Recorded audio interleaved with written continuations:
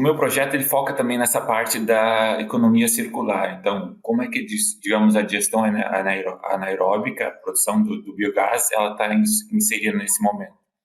Então, nós temos, digamos, a fase animal, vai produzir os dejetos. Esse dejeto ele pode ser utilizado para a produção do biogás, para energia, que depois pode ser utilizado para os próprios animais ou pode ser fornecida para a sociedade.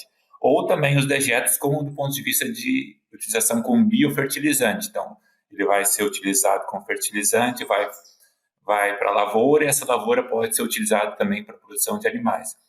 Então, tem, digamos, uma economia circular por trás disso que também vem ganhando força, né? Como, digamos, a produção de biogás, ela está inserida numa economia circular, onde os seus subprodutos eles podem ser utilizados.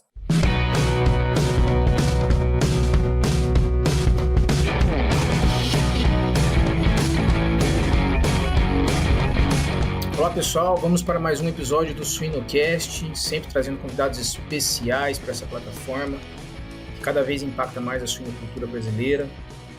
E hoje eu tenho um convidado bem especial, Felipe Heckmann.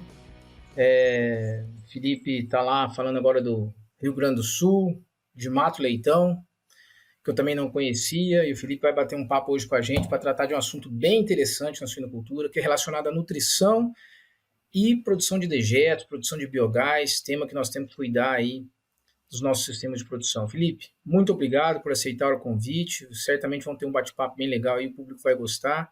Eu gostaria de te convidar a contar um pouco da sua história, da sua jornada na suinocultura, como é que você entrou, onde você está hoje, né? E aí fica à vontade. Perfeito. Muito obrigado pelo convite, é uma honra estar conversando aí com uma das celebridades da suinocultura, né, que é o Vinícius. Bom, um pouquinho sobre mim, né? Eu sou filho de produtores, então a suinocultura que me escolheu, não que eu escolhi a suinocultura. Então nós estamos já na atividade aí mais de 20, quase 30 anos já na produção de suínos, de aves e ruminantes também, alguma coisa. Então eu sempre tive envolvido, de certa forma, na suinocultura, né? Nós somos produtores de leitões, né? Na fase de creche. Eu fiz a minha formação na URGS, em Porto Alegre, então eu fui para Porto Alegre fazer a faculdade e acabei, durante a faculdade, acabei indo para a Austrália, né, fazer um intercâmbio. E quando eu voltei, eu gostei muito de ir para o exterior e decidi que o meu mestrado também seria, assim, um ano fora e um ano no Brasil, né? Então, eu acabei indo um ano para a Iowa State University e um ano na URGS também.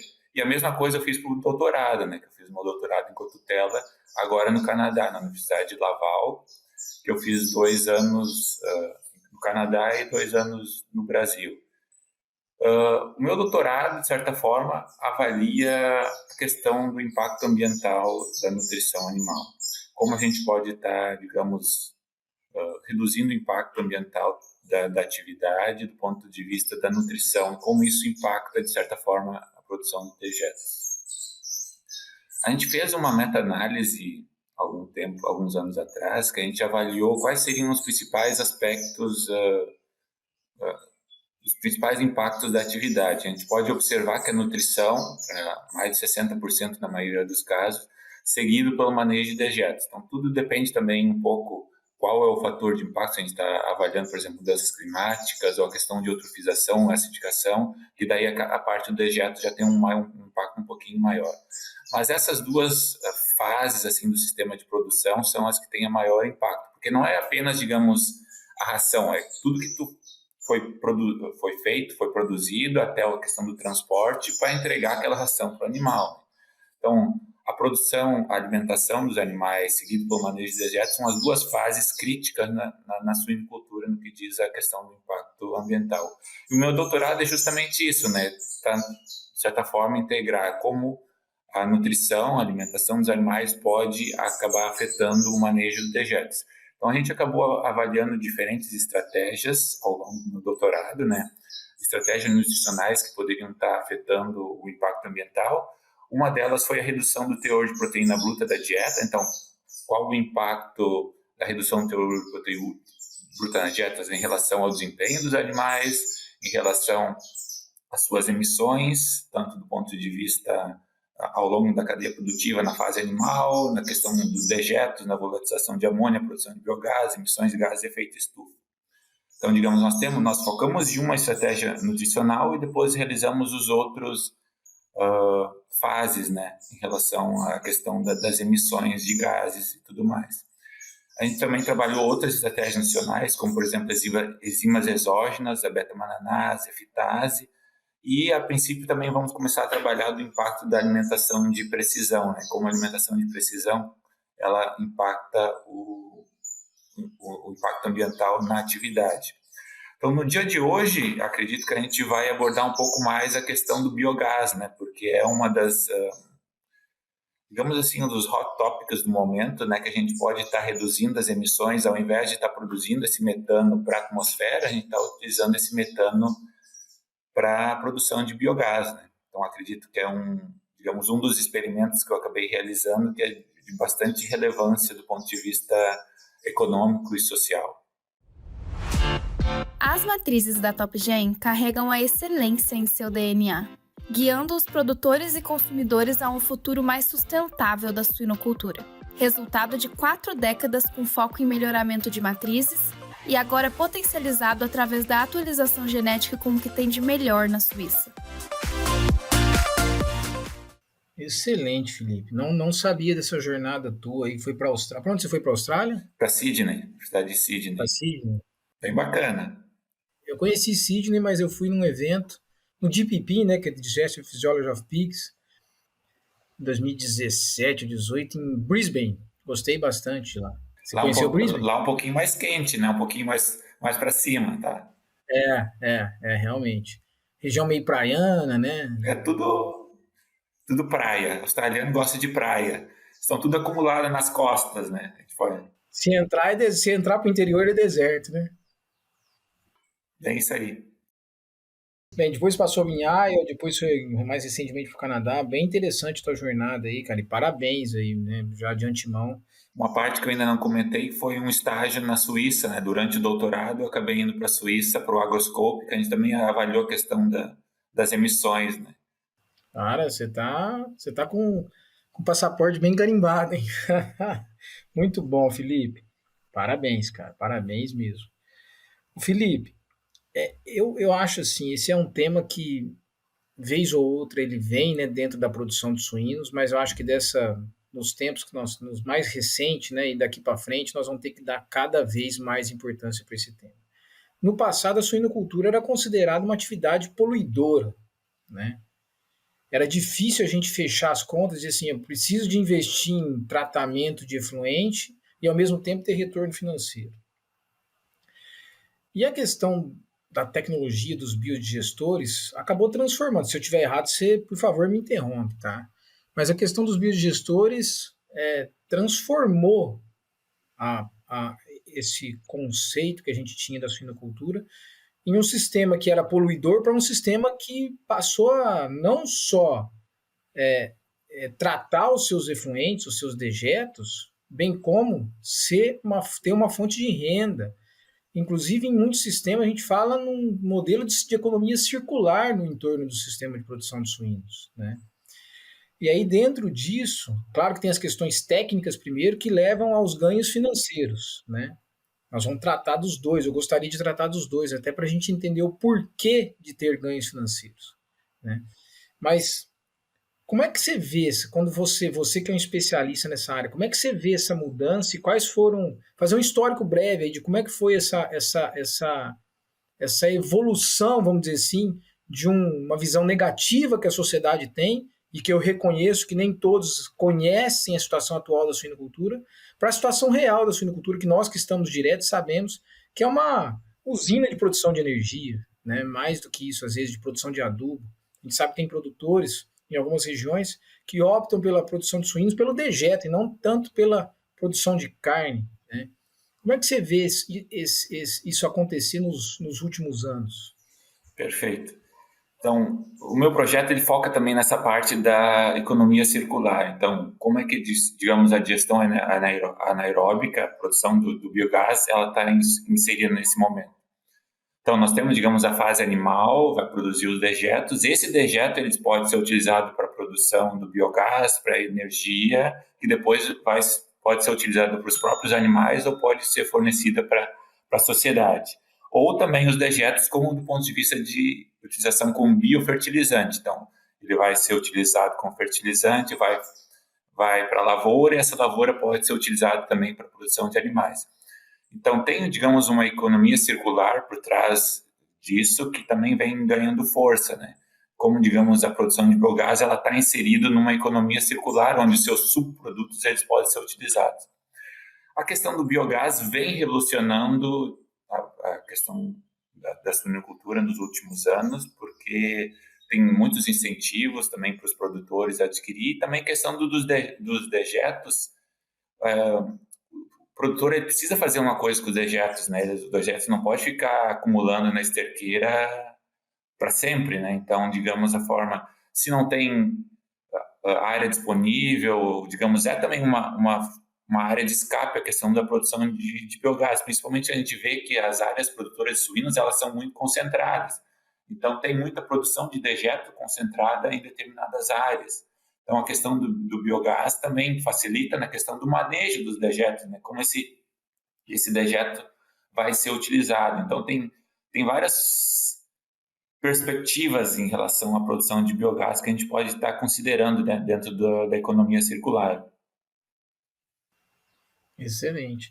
E você falando de incentivos, eu me lembro, não vou te precisar a data, mas que esse foi um dos pontos importantes, uma virada de chave que teve. Porque eu lembro que as primeiras empresas que começaram a trazer a tecnologia, tinha a questão do crédito de carbono, que por um tempo deu certo, né, mas depois ele se esfriou, esse modelo, né, de negócio, vamos dizer assim, mas foi um start importante. E aí, assim, eu me lembro depois uma segunda fase em que começamos a ter problemas nos biodigestores de manejo mesmo, de gestão da operação, né? Não só de acúmulo, de produção de gás, mas de alguns gases que acabavam danificando todo o sistema, principalmente quando ele estava intencionado, o objetivo era a produção de energia, né? E hoje a gente já dominou muito dessas, vamos dizer assim, falhas ou desafios, né? Eu acho que hoje nós conseguimos, dentro do sistema de produção mundo afora, ter sistemas muito mais adaptados, né? Isso é verdade? Não, perfeito. Um dos principais pontos que sempre me perguntam é a parte econômica, né? Então, tem um dos trabalhos da nossa equipe que acabou realizando qual seria o tempo de retorno porque, digamos assim, tem um investimento considerável, né? Será que esse investimento é para todos os tipos de sistemas de produção ou precisa ter, digamos, alguma escala para que esse retorno ao investimento seja possível, né? Então, a gente pode observar que condições médias, entre 7 a 9 anos, o retorno em relação à produção do biogás, né? Você pode pensar, é bastante coisa, né? Muitos anos, né? Mas, por exemplo, como nós estamos aqui na atividade mais de 20 anos, 30, então, dentro da perspectiva de longo prazo, é algo possível, né? Sem contar dos incentivos que estão sendo realizados. Até aqui no município teve um período que foi feito alguns incentivos para os produtores adquirirem, né, os seus próprios biodigestores. Então, tem essa parte também do incentivo do ponto de vista do poder público, né? Então, tem diversas formas que a gente pode tentar equilibrar essa balança em relação ao retorno econômico e os potenciais benefícios da utilização do biogás, né? Sem dúvida. Aqui teria várias frentes para a gente trabalhar relacionada a esse tema, né, Felipe? Uma delas é essa questão financeira, que eu acho que nós temos que voltar nesse tema, né? Uma outra também, assim, né? Nos últimos anos a gente tem visto mundo afora o movimento das pessoas saindo do meio rural e indo para as cidades. E as cidades crescendo. E aonde a granja estava afastada da cidade já não está mais afastada. Aí tem questão de cheiro, né? Que existe algumas estratégias para isso, né? A questão do que impacta a composição dos dejetos, enfim, tem várias coisas para a gente tratar. Mas eu gostaria de pensar o tema relacionado, que você já abordou no início, né, relacionado à nutrição e o impacto ambiental. E aí, no primeiro, eu já queria te provocar, dizer o seguinte: isso tem espaço, quando a gente vai pensar em viabilidade econômica, estamos falando de produção animal, é negócio, tem que trazer retorno financeiro. Ajustar dietas, independente de proteína, uso de aminoácidos, enzimas ou até outras estratégias que possam vir aí, possam impactar, né, a questão ambiental, existe espaço para isso? Ou a maior oportunidade está realmente em operação, tecnologia para o tratamento de efluentes? É uma pergunta bem interessante, porque a gente tentou considerar isso ao longo dos nossos projetos, porque do ponto de vista é o impacto no desempenho dos animais, que precisa ser considerado. A gente não pode, digamos, utilizar estratégias só para a questão dos dejetos, para tentar ver o que vai mudar nas emissões ou no biogás. Então, dentro da nossa premissa do projeto foi reduzir o teor de proteína bruta a ponto de não afetar o desempenho dos animais. Porque eu poderia reduzir o teor de proteína bruta 5, 10%, mas aí a gente estaria começando a ver impactos do desempenho animal. Então, a gente tem que tentar casar as duas partes, né? O que a gente pode estar modificando do ponto de vista da alimentação sem afetar, do ponto de vista prejudicial, né, o desempenho dos animais, e como isso afetaria o manejo dos desertos e as suas emissões, né? Então, foi, de certa forma, esse link que a gente tentou realizar. Então, por exemplo, nas dietas que foram fornecidas, foram duas reduções, uma redução de 1,2 e 2,4. Vou pensar, é uma redução considerável do ponto de vista da redução do teor de proteína bruta da dieta. Poderia ser mais, poderia ser mais. Mas vamos comparar agora, por exemplo, a alimentação de precisão. A redução do sistema de alimentação de precisão em relação ao sistema convencional é muito maior que esses 2,4%. Então, a estratégia nutricional, ela varia de uma estratégia para outra em relação ao impacto nos seus dejetos, né? Então, tem vários aspectos que precisam ser considerados ao longo do sistema, né? Tanto do ponto de vista da fase animal em relação ao manejo dos dejetos. E vamos lá, nesse estudo que você fez relacionado à redução de proteína bruta e os impactos ambientais. Foi no crescimento e terminação. Conta um pouco dele. Foi no crescimento e terminação.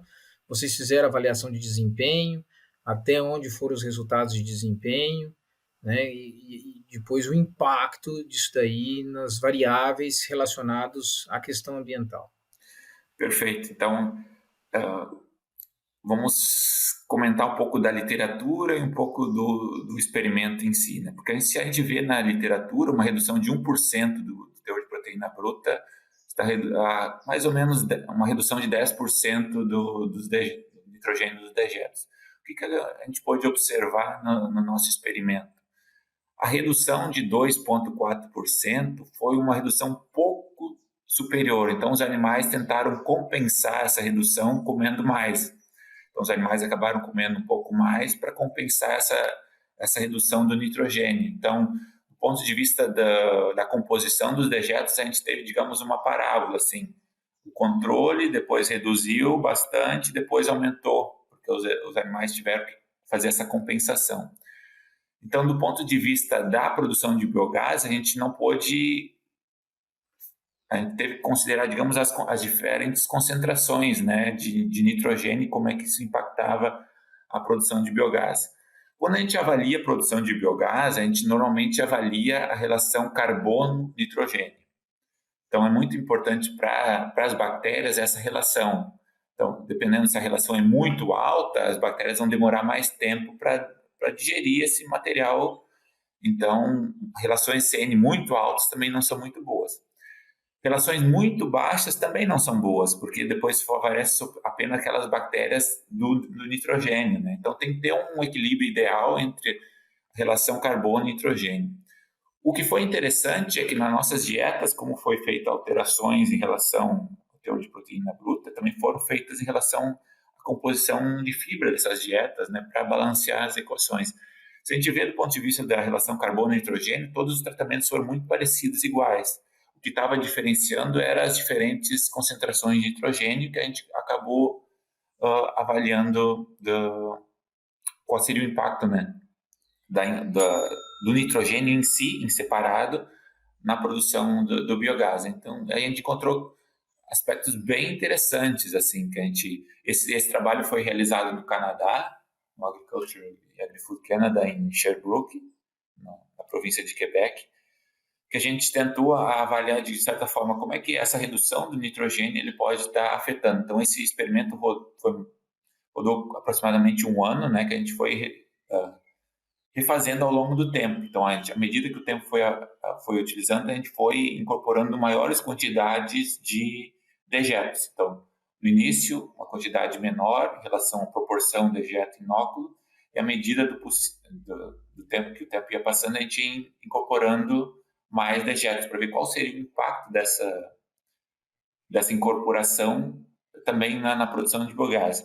O que foi bem interessante, que a gente pôde observar, que no primeiro momento, então, nos primeiros ciclos, não teve diferença significativa entre os tratamentos, porque aquela diferença do nitrogênio era muito baixa para as quantidades que foram utilizadas. Mas à medida que a gente foi colocando maiores quantidades de dejetos, essas concentrações ficaram mais discrepantes. Então, a gente começou a observar a diferença entre os tratamentos.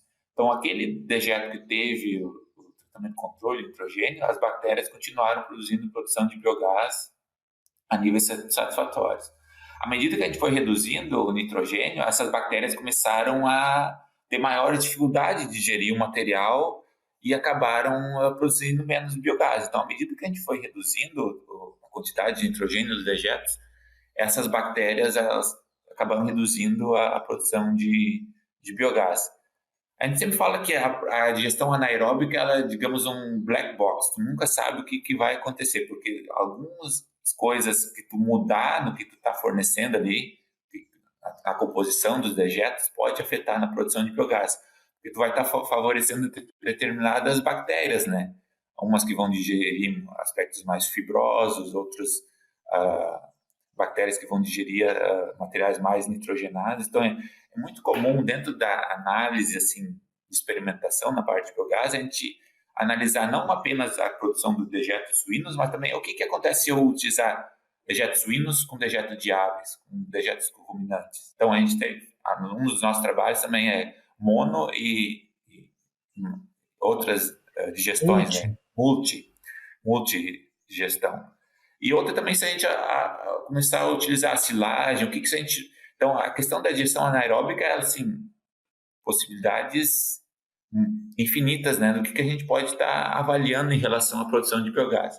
Do ponto de vista de biogás, o que seria o biogás, né? Porque é a primeira pergunta. Porque o biogás não é apenas metano, né?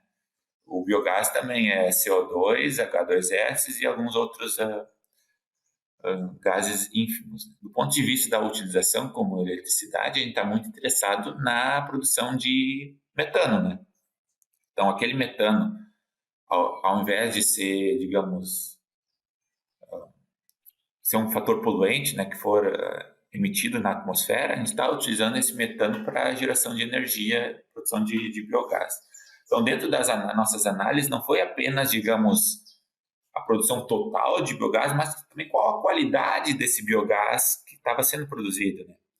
Então, toda semana, 3 vezes por semana, a gente analisava a composição do biogás que estava sendo gerado para analisar qual seria a composição. Então, logo no início, pouco biogás, muito CO2 está sendo produzido. Então, à medida que as bactérias vão digerindo esse material, elas vão produzindo mais metano. Então, a gente também, além da variável total produção de biogás, a gente avaliou diferentes variáveis, né? Qual a variável produção de metano, produção de CO2. E os resultados são muito similares em relação ao que a gente comentei na produção total, né? Porque as bactérias, à medida que a gente foi reduzindo o nitrogênio que foi fornecido, né? Sem alterar a composição carbono-nitrogênio, essas bactérias acabaram reduzindo também a produção de metano, né? Então, as bactérias acabaram sendo prejudicadas nesse aspecto, né? Então, são vários aspectos que a gente precisa considerar, né? O Qual é o objetivo do nosso trabalho, do objetivo do sistema? Interagir a parte da produção animal com a produção de biogás. Dentro da produção de biogás, o que a gente pode estar alterando?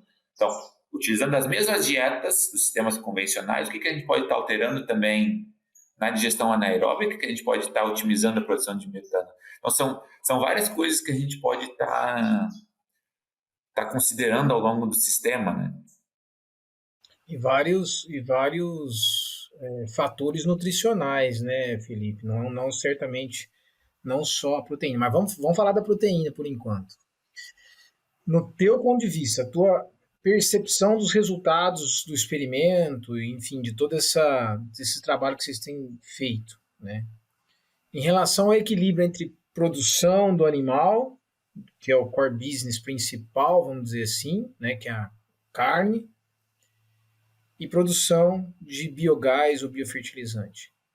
O que você recomenda para nós, para os ouvintes, em relação a conceito de redução de proteína bruta?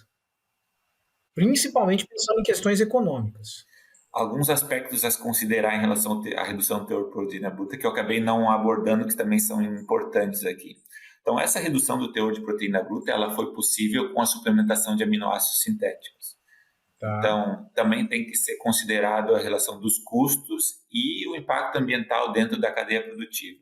Então, além de realizar, digamos, a avaliação do ponto de vista da parte de produção animal, a parte de produção dos dejetos, biogás, emissões, depois aplicado na lavoura, também a gente fez análise de ciclo de vida que incorporavam tudo isso no sistema, né? Então, esse é um aspecto a considerar. O outro aspecto a considerar, que eu acabei comentando antes, que eu preciso esclarecer um pouco melhor, o nitrogênio ele é muito importante, principalmente para animais mais jovens, né, que ainda estão depositando bastante proteína. Então, esse efeito compensatório que foi observado foi na fase de crescimento dos animais. Na fase de terminação, essa redução ela foi mais, assim, linear. Então, do ponto de vista, a gente foi reduzindo 1.2, 2.4, e a gente foi observando reduções na mesma proporção na questão dos dejetos, né?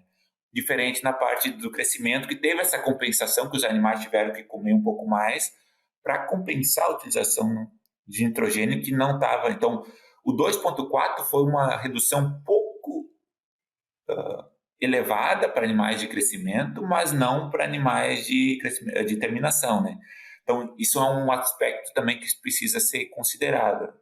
Como eu comentei, avaliar a estratégia nutricional do ponto de vista do desempenho dos animais é importante, é um fator econômico muito importante. A gente trabalha com animais, a gente quer que esses animais, uma vez o animal desempenhando melhor, sendo mais eficiente, a gente também vai reduzir o impacto ambiental, porque a gente vai reduzir a quantidade de recursos para produzir o mesmo quilo de carne suína. Então, são várias coisas que a gente precisa considerar. A fase de desempenho animal é muito importante e a gente precisa considerar estratégias que, de certa forma, não afetem o desempenho ou, de forma razoável, o desempenho dos animais. Do ponto de vista do manejo dos dejetos, né, o que a gente pode considerar? Do ponto de vista da redução do biogás, se eu estiver reduzindo o nitrogênio, se eu reduzir muito o nitrogênio, eu vou estar reduzindo a produção de biogás. Então, não é muito interessante do ponto de vista da utilização de biogás a redução da proteína bruta ou a redução do nitrogênio dos dejetos para a utilização do biogás. Aspecto muito similar que a gente observou na relação da questão da amônia e das emissões, porque do ponto de vista da utilização do dejeto, a gente quer um dejeto que seja nutritivo, que tenha valor nutricional, que tenha nitrogênio, fósforo, potássio, para que as plantas possam utilizar esse dejeto.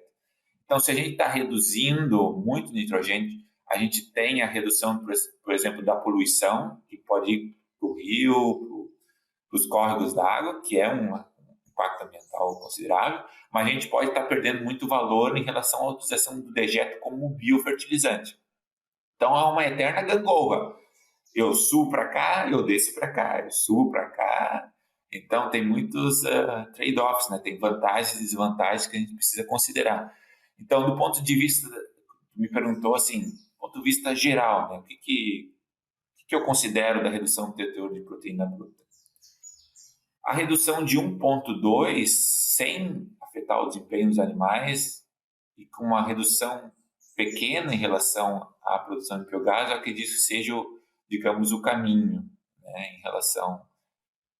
Uma redução muito grande, ela pode afetar, digamos, um pouquinho o desempenho dos animais de crescimento e pode afetar mais a produção de biogás, né? Então, tentar achar esse equilíbrio talvez que seja importante, né? Ou fazer a estratégia nutricional da fase animal e tentar, de outras formas, modificar a produção de biogás, alterando, digamos, o que está sendo fornecido naqueles biodigestores, né? O que está sendo alimentado, vai ser só dejeto, vai ser, digamos, algum material fibroso que também vai ser utilizado. Então, como é que a gente pode estar digerindo esse dejeto ou com outros dejetos de forma junta? Né? Porque muitas propriedades, elas têm os suínos, mas elas têm aves, elas têm ruminantes, né? Então, forma da gente integrar essa produção de biogás e não seja apenas para os bovinos, né? Para os suínos, que se incorporam também bovinos e aves. Então, esses biodigestores do futuro, eu acho que eles vão passar por isso, né? Essa integração de diferentes dejetos. Isso é muito importante, por exemplo, no Canadá, porque no Canadá, metade do ano tem neve e tu não pode aplicar os dejetos todo ano. Então, tu tem que concentrar eles em alguns lugares para determinados períodos do ano aplicar esses dejetos. Então, no momento que eu estou acumulando esses dejetos, eu posso estar, de certa forma, incorporando outros dejetos, incorporando outros materiais que vão ser adicionados ali para a digestão desse material. Então, tem diversos aspectos a serem considerados, né? Como é que vai ser, digamos, os biodigestores do futuro? Eles vão digerir apenas dejetos suínos? O que a gente pode estar modificando também nesses biodigestores para a gente estar otimizando a produção de biogás? Então, é algo multidisciplinar, né? Mas que precisa ser considerado, né? Ô Felipe, minha cabeça tá fervendo aqui, cara. Porque, na verdade, quanta coisa. A gente, toda vez que eu penso sobre esse tema, apesar de não ser minha área de expertise, eu já começo a pensar numa série de possibilidades, e não só relacionada à questão técnica, mas à questão de negócio, né? E aí, quando você fala, por exemplo, e aqui eu já imaginava, né?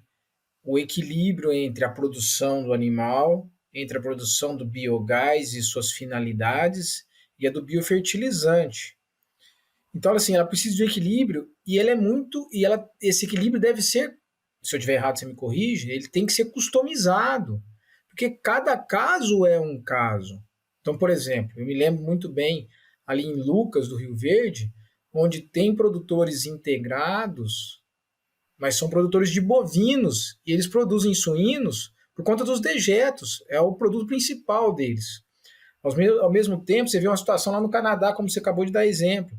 Ao mesmo tempo, você vê situações em que o cara verticaliza e tem que produzir energia porque ele quer o biogás para os automóveis ou para a produção de energia. Enfim, nesse contexto, como é que está a cadeia produtiva de suínos, a cadeia produtiva como um todo, em relação a modelos de negócios? Tá? Eu não sei se eu estou indo muito a fundo, mas pensando em análise de ciclo de vida, pensando numa economia circular e colocando um guarda-chuva em cima disso tudo, a agenda ESG, que por mais que a turma fale assim, a agenda ESG está esfriando, isso não tem mais volta. Nós não temos como mais voltar em situações como essa, até porque, a exemplo do que a gente deu do biodigestor, que era um problema tratar dejeto, e que a questão do biodigestor veio como uma solução, se transformando num modelo de negócio, inclusive, interessante, né, que vem agregar valor dentro do sistema de produção.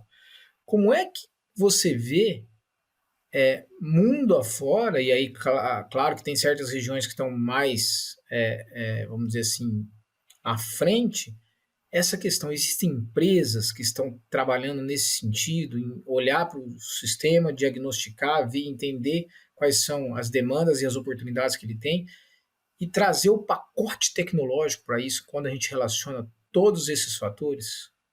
Não sei se ficou clara a pergunta. É uma pergunta complexa, mas eu vou tentar, digamos, caracterizar um pouco o sistema de produção aqui no Brasil em relação à região sul, por exemplo. A gente tem muito produtor integrado, que, digamos assim, não é um grande produtor, mas ele tem a sua produção e tem que fazer um investimento para as instalações, então seria o principal entrave é o investimento inicial para a produção de biogás. Então, esses produtores que estão aí muitas vezes não aposentados, mas indo já para a aposentadoria, então é muito complexo essa questão do investimento inicial para as propriedades na região sul do Brasil, né? Para a região do Centro-Oeste eu já vejo de uma forma um pouco mais diferente, né? São propriedades um pouco maiores que pode estar, digamos, pensando no longo prazo, como esses biodigestores eles podem ser utilizados para tratar um montante maior de dejetos e também incorporar essa parte da produção de biogás e a gente sabe que a questão ambiental ela vem vindo forte, né? Mas nos dias de hoje, os produtores ainda estão muito dependentes de algum incentivo do poder público para adquirir a questão do biogás. Sei que aqui na região sul tem muitos produtores acabaram adquirindo, mas acabaram adquirindo por vias de incentivos fiscais, incentivos do governo municipal, né? Então, tem muitos aspectos que a gente precisa considerar, né? O principal entrave do ponto de vista é o investimento inicial, como eu comentei anteriormente, e também o retorno, né? Porque não é um retorno em 2 anos, é um retorno ali uns anos um pouco mais, como eu comentei, pode ser ali de 7, 9, 10 anos. Então, tem muitos aspectos a ser considerados, né? Então, e também essa energia, para onde que vai ser utilizada essa energia? Eu vou vender essa energia ou vou utilizar para as minhas próprias instalações, né?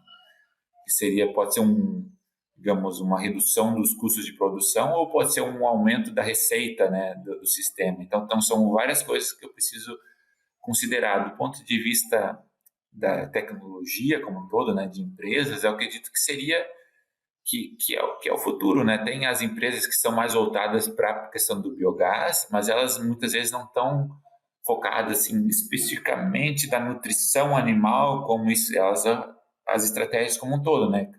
Seja dejetos suínos com de ruminantes, então elas estão mais do ponto de vista no macro, e o meu projeto talvez era um pouco muito no micro, né? Mas não perdendo a visão do todo, né? Então tem vários aspectos a serem considerados. A maioria do pessoal, elas analisam esses fatores assim, do ponto de vista macro, né, como a gente pode reduzir os custos e ganhar em relação ao retorno de investimento, né? E eu tentei avaliar um pouquinho mais a questão um pouco micro, mas como é que esse micro afeta diferentes fases do sistema de produção e análise de ciclo de vida. Então, são diferentes visões, né? Mas também que elas precisam ser equilibradas do ponto de vista da utilização da tecnologia. Até mesmo, né, a minha pergunta no sentido de como que os negócios irão se modelar frente a essas oportunidades. Eu entendo isso tudo como oportunidade, né? São problemas, desafios que se transformam em oportunidades e que, obviamente, se precisa de modelar negócios, né? Então, eu me lembro, voltando mais uma vez, eu me lembro quando empresas investiam no biodigestor da tua propriedade, elas ganhariam um crédito de carbono e depois que ela pagasse, ela dividiria contigo. Então, esse é um exemplo que lá atrás, né, para alguns deu certo, depois a gente viu que não se sustentava, né? Mas eu fico pensando nisso tudo. Eu me lembro de alguns colegas que estão nos Estados Unidos falando dos estudos de análise de ciclo de vida. Por exemplo, o fato de eu reduzir a proteína bruta. Quantos caminhões a menos eu vou ter de farelo de soja? Qual que é o preço logístico disso? Né? Que impacto ambiental que isso vai ter? Então, eu fico pensando em modelos, né? E quais as empresas e os profissionais que irão atuar nisso. E certamente você vai ter muita oportunidade nisso, torço. Só vou comentar um pouco nessa parte do impacto ambiental da estratégia como um todo, né? Porque tu acabou mencionando, eu preciso, digamos, ponderar alguns aspectos. Quando a gente reduz a teor de proteína bruta e acaba suplementando alguns aminoácidos sintéticos, esses aminoácidos sintéticos também têm um impacto ambiental considerável. Então, à medida que eu vou reduzindo mais a proteína bruta, mais aminoácido industrial eu preciso utilizar e maior o impacto, por exemplo, da acidificação e eutrofização, algumas categorias de impacto. Então, digamos, é um equilíbrio constante, né? Não é dizer, vamos reduzir o teor de proteína bruta o máximo possível, mas a gente tem que avaliar qual o impacto. A gente sabe que a produção de aminoácidos industriais vem revolucionando, vem reduzindo os custos, vem reduzindo, digamos, esse impacto poluidor, mas ainda é considerável. Então, são vários aspectos que a gente precisa ponderar nessa balança, né, de impacto ambiental. Não, certamente. E esse micro, Felipe, que você mencionou, ele vai ser determinante para quem se envolver nesses negócios, né, no que diz respeito a empresas que irão fazer, por exemplo, imagina uma empresa chegando numa propriedade ou em propriedade dizendo assim, eu tenho que fazer um diagnóstico primeiro. Fazer um diagnóstico de qual que é a tua situação, qual dieta que você usa mais fibra, não usa, se usa DDGS, não usa, você usa quais aditivos que você usa, né? Você já trabalhou com beta-mananase e com fitase, você trabalhou com vários compostos nutricionais, e aí assim, você imagina esse diagnóstico primeiro, depois olhar de forma macro, holística e dizer assim, o teu modelo vai ser isso pelo teu objetivo, tá? Vai te custar tanto, o teu payback vai ser esse, e aí o modelo que nós vamos usar é esse, primeira etapa é essa, segunda etapa é essa, terceira etapa é essa. Eu fico imaginando essa situação, e eu não sei se isso tem acontecido já. Perfeito. Alguns aspectos que eu gostaria de considerar, que eu acho bem importante, assim, relação da composição dos dejetos. A maioria dos produtores que eu conheço, eles não fazem uma análise para ver qual é a composição dos dejetos. Eles acabam utilizando na lavoura, sem uma análise, assim, mais aprofundada, o que eu estou aplicando nessa lavoura, qual a composição de nitrogênio, fósforo, potássio. Então, do ponto de vista, a gente focou muito a questão da produção de biogás, ela é, assim, complexa, porque a gente precisa saber qual é a composição desses dejetos que a gente vai estar fornecendo nesses biodigestores E essa composição, ela varia ao longo do desenvolvimento do animal, né? Então, por exemplo, no início da fase de crescimento, é uma composição. A fase final é uma outra composição. Então, tem vários aspectos que a gente precisa considerar ao longo do sistema para tentar otimizar a composição dos dejetos, para otimizar a produção de biogás e otimizar a produção dele como biofertilizante, né? Porque a gente sabe que os dejetos, eles não são só dejetos, não é só, por exemplo, dejetos não são apenas fezes, tem a questão da urina, tem o desperdício da ração, que ali estão... Por exemplo, em aves também tem a cama de aviário. Então, o dejeto em si, ele não é apenas a fezes. Então, tem alguns sistemas de produção que eles já estão nessa linha, que eles tentam separar a parte do dejeto sólido com a urina e daí esse dejeto sólido fornecendo os biodigestores. É um outro approach, porque a gente reduz um pouco da variabilidade. Porque um dos principais problemas dos dejetos é a variabilidade. Tanto da produção de biogás como de lavoura. Se eu utilizar, por exemplo, os dejetos na lavoura, eu vou ter uma variabilidade muito grande assim, do desempenho do milho, da soja. Por exemplo, se eu utilizar um fertilizante inorgânico, né, que foi designado para ter tanto de N, tanto de P, tanto de K, e ele me garante para aquela estação, né? Então, são vários aspectos que eu preciso considerar. Então, tem muitos sistemas que estão também trabalhando já nessa questão da separar o dejeto, né? A parte sólida, a parte líquida. E também, então, tem o pré-tratamento e também tem o pós-tratamento dos dejetos ali na digestão anaeróbica. Porque um dos principais problemas é a volatilização de amônia. Por quê? Do ponto de vista da utilização do dejeto, como biofertilizante, eu quero que esse nitrogênio vá para as plantas e não seja perdido como amônia. Não quero que... À medida que as bactérias vão digerindo os dejetos, vão produzindo mais biogás, mas vão liberando mais amônia, porque esse nitrogênio passa da forma orgânica e vai para a forma inorgânica, que é muito mais suscetível para a volatilização de amônia, em relação ao equilíbrio amônia-amônio.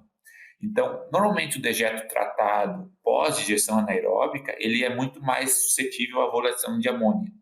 Então, já tem o pós-tratamento da digestão anaeróbica, tem muitos trabalhos que tentando a utilização de acidificantes, né, para tanto pré e pós, para tentar alterar essa volatilização da amônia, que, digamos, é um dos passivos, né?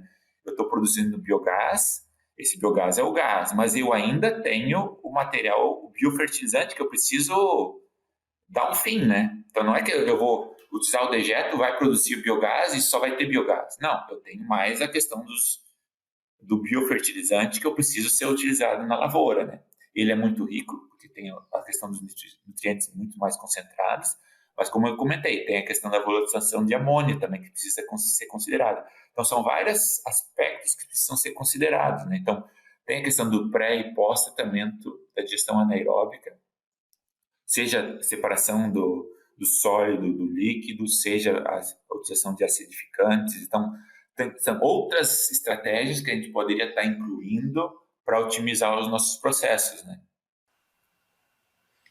E aí, mais uma vez, depende de cada sistema, de cada dieta, de cada fase, de cada época do ano, que eu imagino também que a época do ano impacta, né, Felipe?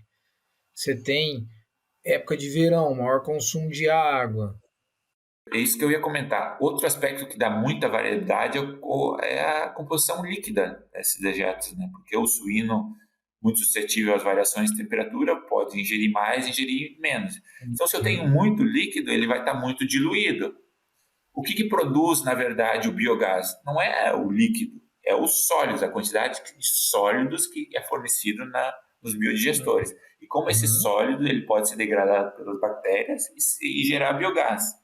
Então, tem a parte dos sólidos, né, da parte sólida e também da urina, que a gente precisa considerar, e não, digamos, o volume de água.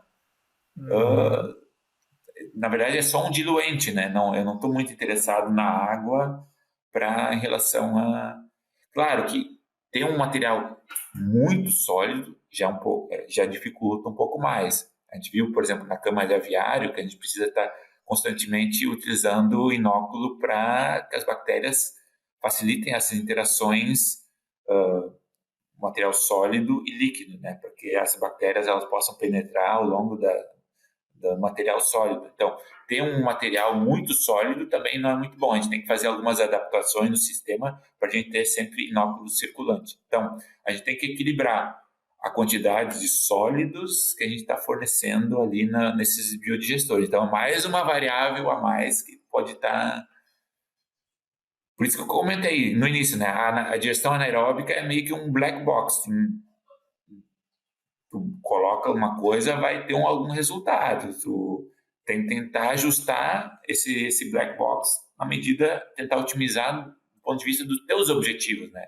O que eu quero? O biogás? Focar mais no biogás? Eu quero focar mais no biofertilizante, oriundo desse processo de digestão anaeróbica?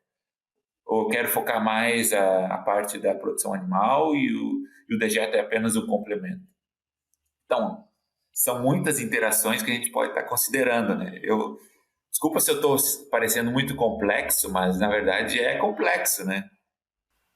Não, você não está parecendo, não. Eu concordo contigo, gênero, número e grau. É muito complexo, cara. E eu acho que nós não estamos tratando da forma que tem que ser tratado. É muita oportunidade que existe ali. São negócios que estão passando e que estão na frente do produtor e ele está preocupado ali com o preço do suíno, com o preço do milho.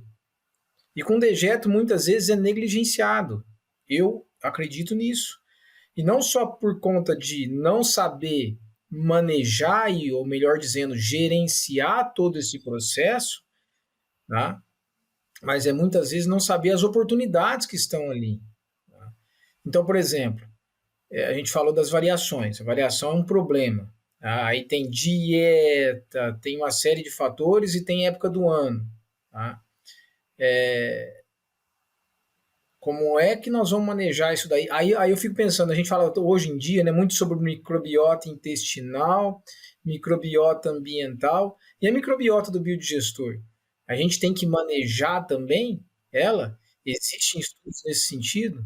Existe uma pergunta muito interessante, porque dependendo do nosso substrato, a gente vai favorecer das bactérias mais metanogênicas, por exemplo, ou outras bactérias que gerem mais lignina, celulose.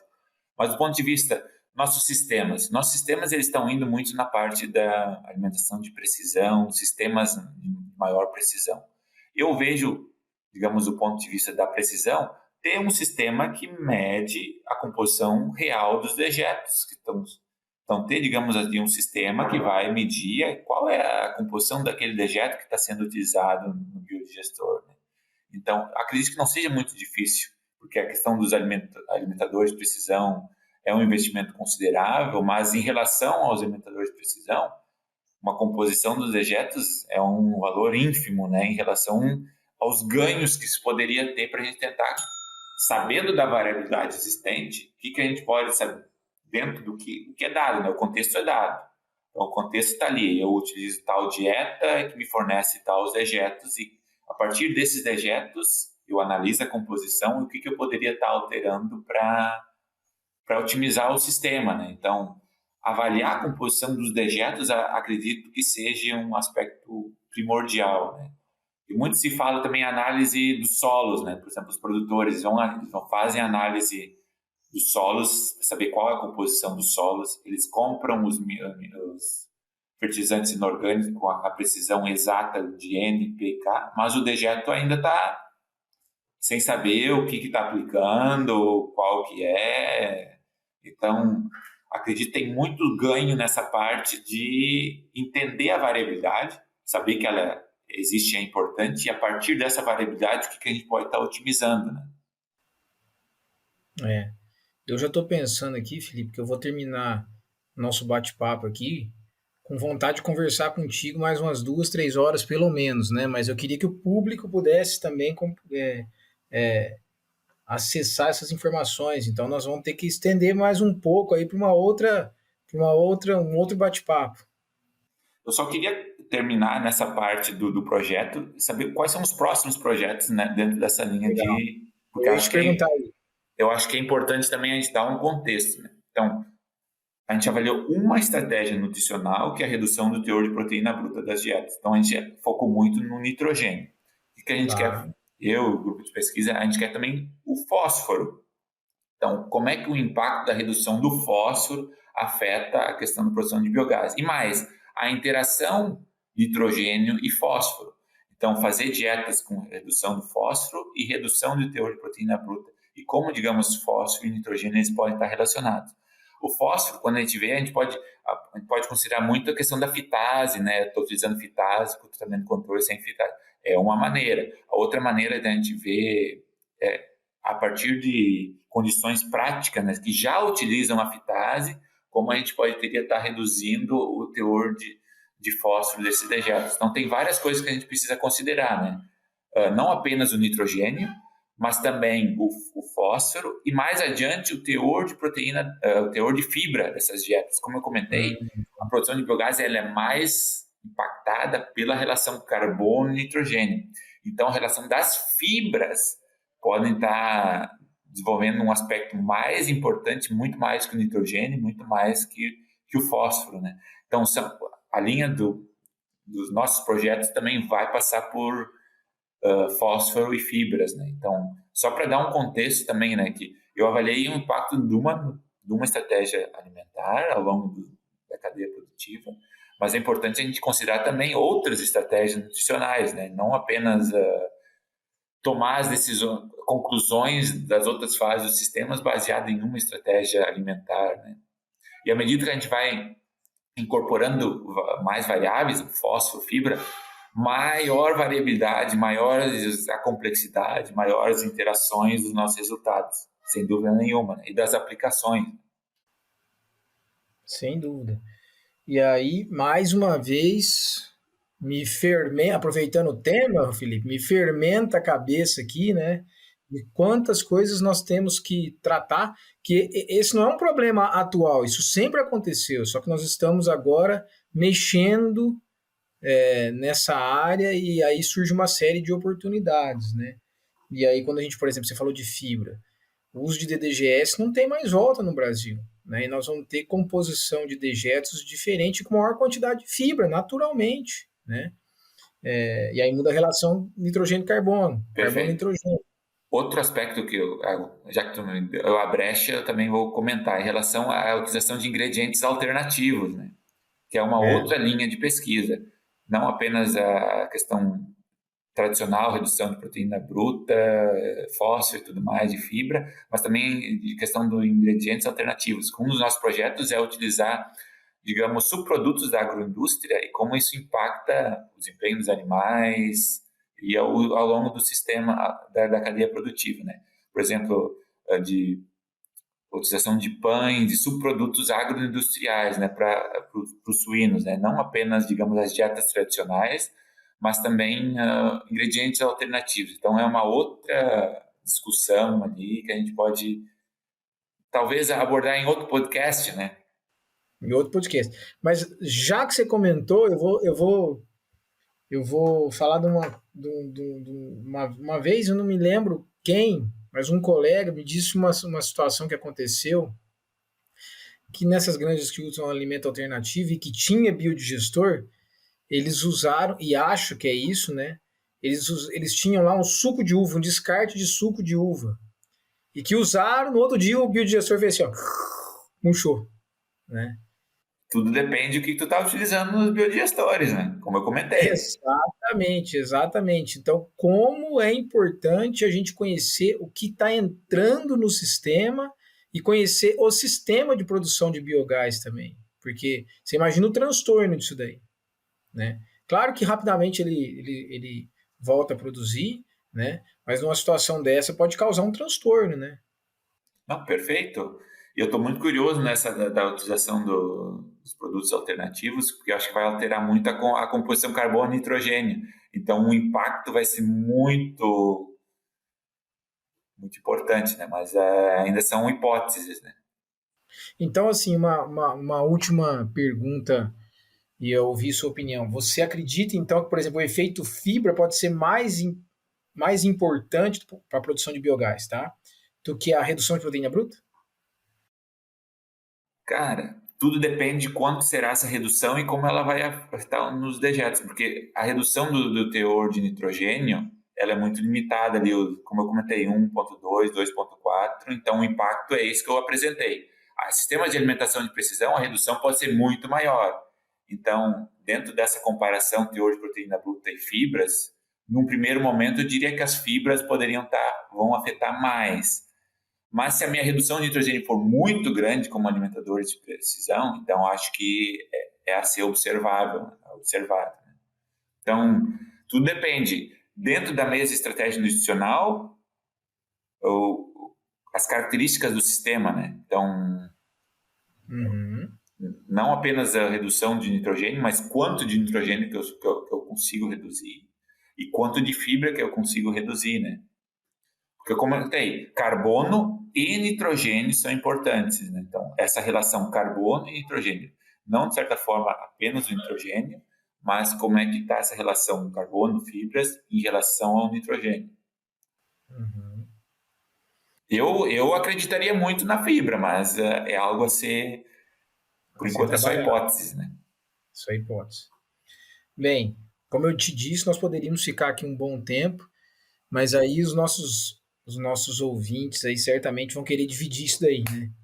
E aí eu já provoco vocês, pessoal, a dar a opinião de vocês aí, né? Se vocês querem ouvir o Felipe de novo, eu quero, né? E se possível entrevistá-lo também, porque eu acho um tema muito importante, com muitos fatores que interferem, de um tema extremamente, talvez um dos principais temas que a gente tem que evoluir para os próximos anos aí na suinocultura, nessas cadeias produtivas, e muitas vezes de forma integrada, né, Felipe? Como você disse, cara, o cara produz suíno, produz bovino, produz frango e tem que estar num sistema integrado, né? Pensando principalmente em economia circular. Mas nós conversamos com o Felipe e eu queria finalizar nosso bate-papo com algumas perguntas mais de cunho pessoal, como a gente sempre faz. Nos bastidores aqui estava conversando com o Felipe, a gente estava pensando em livro, estava pensando em hobby. Ele falou assim: não, vamos falar de uma curiosidade. Né? Eu deixei, até eu quero ouvir essa história, porque eu não ouvi ainda. Mas, Felipe, compartilha com a gente, então, uma curiosidade na tua vida. Então, perfeito. Muitas vezes, para mim, é muito difícil comentar um hobby, alguma coisa, porque eu nem sei quais são os meus hobbies, né? Então, acho que a curiosidade é um pouquinho, digamos, que aconteceu, né? Então, eu não tenho dificuldade de falar. Então, eu era um atleta profissional de salto e altura. Então, medida que eu saí aqui de Mato Leitão, na verdade, quando eu fui para Porto Alegre, eu não fui direto para fazer a faculdade, né? Eu fui para continuar a minha parte como atleta, né? Então, eu fui o atleta profissional, fui o primeiro brasileiro às Olimpíadas, Jogos Olímpicos da Juventude, né, em Singapura, em 2010. Que legal. Então, eu acabei competindo a nível estadual, nacional, mundial e conhecendo alguns países. Foi um dos motivos que eu acabei, não, vamos conhecer agora um outro lugar, né? Vamos para a Austrália, vamos para os Estados Unidos, para o Canadá. Então, essa motivação já vem de longa data, né? Então, eu fui um atleta de salto de altura, não é salto com vara, salto de altura é aquele que você mesmo precisa transpor o sarrafo, né? Isso, exato.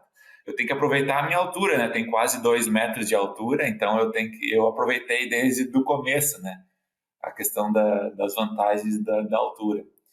E acho que foi uma fase muito legal da minha vida, assim, porque eu aprendi muito a questão da foco, determinação. Foi digamos, muita renúncia, né? Do que eu poderia estar fazendo para aquela idade em relação às outras pessoas, né? Então, são muitas emoções que eu diria, assim, que eu carrego com boas lembranças.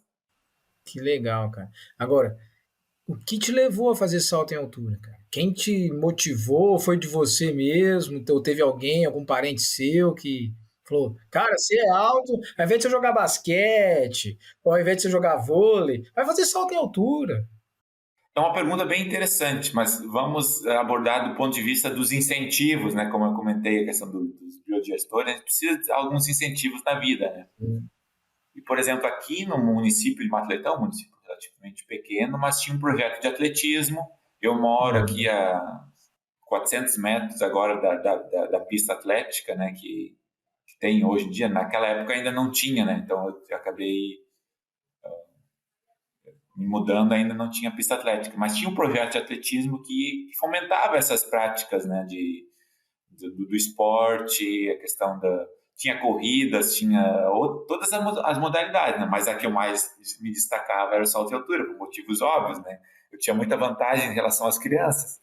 Então, tu tem que conciliar os incentivos, tem que ver qual que é o teu talento e tem que tentar casar isso e fazer o seu melhor, né? Então, ter esse incentivo, o projeto do atletismo foi importante. Então, tem que saber aproveitar as oportunidades, né? Então, eu acabei ganhando a bolsa de estudos para ir para Porto Alegre, e daí eu fiz o ensino médio, depois acabei passando na URGS. Então, são várias coisas que foram convergindo, né, para esse caminho. E isso é a nossa jornada, né, Felipe? É a nossa jornada que depois de um tempo você fala, cara, que bom que é viver, né, a nossa vida, né? Bem, pessoal, eu me sinto muito honrado compartilhar aqui com vocês, muito honrado de entrevistar o Felipe, né, não só pelo seu conhecimento técnico na nossa área, né, a expertise que ele tem, mas de toda a história dele, né? Eu acho que é interessante a gente ouvir as histórias dos nossos colegas, dos nossos amigos, e quanta história tem aí nesses profissionais que estão envolvidos diretamente ou indiretamente na cadeia produtiva de suínos. Felipe, fica à vontade aí para a tua fala final, eu agradeço. Espero que aí até no final aqui eu vou fazer uma provocação ao público, mas espero que a gente volte a conversar sobre esse tema ainda, né? Uma parte 2, porque realmente é um tema complexo, mas extremamente importante. Perfeito, muito obrigado pela oportunidade. É um tema complexo, é muito difícil a gente ter, digamos assim, algumas conclusões assim, mas eu acho muito importante essa oportunidade de a gente divulgar o conhecimento, divulgar o que a gente está fazendo, o que tem a ser feito ainda, o que a gente precisa considerar. Eu já participei de vários aí podcasts aí da plataforma, então cada vez é focado em algum projeto diferente, mas eu estou aberto aí a futuro podcast que a gente pode estar discutindo, porque a parte da sustentabilidade, ela é complexa, ela precisa considerar a fase animal, a fase dos dejetos e como, digamos, a produção daquela ração, então são várias coisas que a gente precisa considerar. Então, eu acho que a divulgação do conhecimento científico ela é importante, então acho muito interessante essa plataforma, agradeço a oportunidade e agradeço aí o tempo discutido aí com o Vinícius, aí foi um bate-papo muito proveitoso. Muito obrigado. A honra foi minha. Certamente foi minha. Pessoal, então finalizamos aqui mais um Suinocast com o Felipe, que eu não conhecia tanto e eu fiquei admirado. Batemos um papo sobre nutrição e impacto ambiental, falamos de vários temas, né? Pensando aqui, ter esse equilíbrio entre a produção animal, mas a produção de biogás, que veio mais recentemente, né, na produção de suínos, de biofertilizante, né? Tem vários assuntos aí relacionados a que composição da dieta que vai impactar, por exemplo, na relação carbono-nitrogênio, né? A microbiota do biodigestor, a época do ano, né? Os objetivos que tem em cada sistema. Então tem muita coisa para acontecer e certamente eu vou até comentar com o pessoal do Suinocast que nós temos que continuar tratando esse tema. Então, Felipe, muito obrigado, cara, e espero que seus projetos aí possam gerar muitos frutos. Obrigado. Pessoal, gostaria também de provocar vocês, ouvintes, que são muito importantes para sustentar essa plataforma, né, que é tão importante. E eu gostaria que vocês compartilhassem com a gente ideias de temas e de pessoas. Se possível, enviar para nós no e-mail hello@wisenetics.com.br. Compartilha com a gente nomes que vocês acham que gostariam de ouvir e temas que vocês gostariam de ouvir, ok? Até a próxima.